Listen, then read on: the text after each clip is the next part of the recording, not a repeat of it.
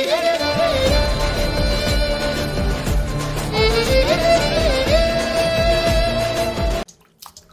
അസ്സലാമു അലൈക്കും മുത്തുമണികളെ. ഇതാണ് പാർട്സ്. ഞാൻ ഇന്ന് പാർട്സ് വരട്ടിയത് ഉണ്ടാക്കുന്നതാണ്. കണ്ടോ, എല്ലാവരും പാർട്സെല്ലാം കഴുകിയിട്ടെല്ലാം വൃത്തിയാക്കിയിട്ട് ഫ്രിഡ്ജിൽ വെച്ചതാണ്. രാവിലെ കഴുകിയിട്ടെല്ലാം വൃത്തിയാക്കി വെച്ചതാണ്.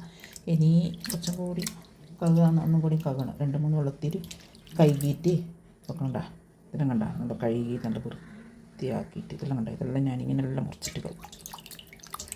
ഇനി വരട്ടിയിട്ട് കാണിച്ചേ. മഞ്ഞക്കളർ എന്താണെന്ന് വെച്ചാൽ മഞ്ഞപ്പൊടി, ഉപ്പ്, വിനാഗിരി എല്ലാം ഇട്ട് കഴുകിയതാണ്. അതുകൊണ്ട് അവിടെ മഞ്ഞ പൊടിച്ച് പോയതാണ്. കഴിഞ്ഞ് ഇനി ഇതെടുത്തിട്ട് ഇതിൻ്റെ അകത്തിട്ടെ വേഗം ആകും. മഞ്ഞപ്പൊടി ഇടുന്നേ. ഇനി ലേശം മുളക് പൊടി, 2 സ്പൂൺ മുളക് പൊടി, സ്പൂൺ മല്ലിപ്പൊടി, കുരുമുളക് പൊടി ലേശം, ഉപ്പ്. ഇനി ഉള്ളി, പച്ചമുളക്, ഇഞ്ചി, വെളുത്തുള്ളി.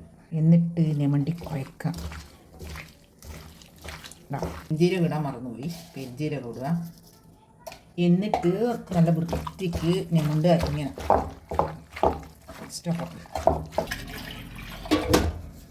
ലേശം ഇങ്ങനെ കഴുകുക. ഇത്രയും വെള്ളമൊന്നും വയ്ക്കുന്നത് കേട്ടോ. ഇനി ഇങ്ങനെ അടുപ്പത്തെടുത്തിട്ട് മൂടിയിട്ട് അങ്ങ് വെക്കുക. മതി.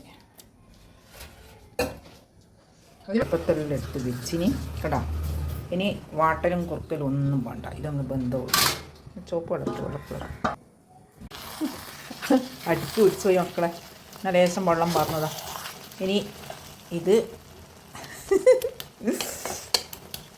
എൻ്റെ റബ്ബേ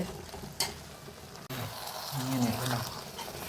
ഇനി കുറച്ച് പറ്റുന്ന നേരം ശേഷം വെളിച്ചെണ്ണ ഇങ്ങനെ ഒഴിച്ചെടുത്തിട്ട് ഇങ്ങനെ ഇതാക്കുക. ശേഷം വെളിച്ചെണ്ണ സൈഡിൽ കൂടി പാർന്നെടുക്കാൻ. കൂടുതലായിട്ട് വെളിച്ചെണ്ണ കണ്ടോ ഇങ്ങനെ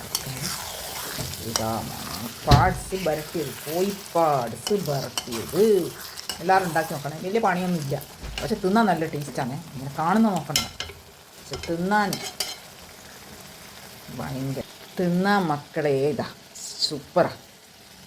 ചപ്പാത്തിയിലും ചോറിലും കുഴച്ച് തിന്നാൻ നല്ല രസമുണ്ടാവും. ഈ വീഡിയോസ് കണ്ട് ഇഷ്ടപ്പെട്ടിനെങ്കിൽ എല്ലാവരും ലൈക്ക് ചെയ്യണേ മക്കളെ. ലൈക്കും സബ്സ്ക്രൈബും എല്ലാം ചെയ്യണേ. ഇങ്ങനെ എല്ലാവരും ഉണ്ടാക്കിയിട്ടും നോക്കണേ, നല്ല രസമുണ്ടാകും.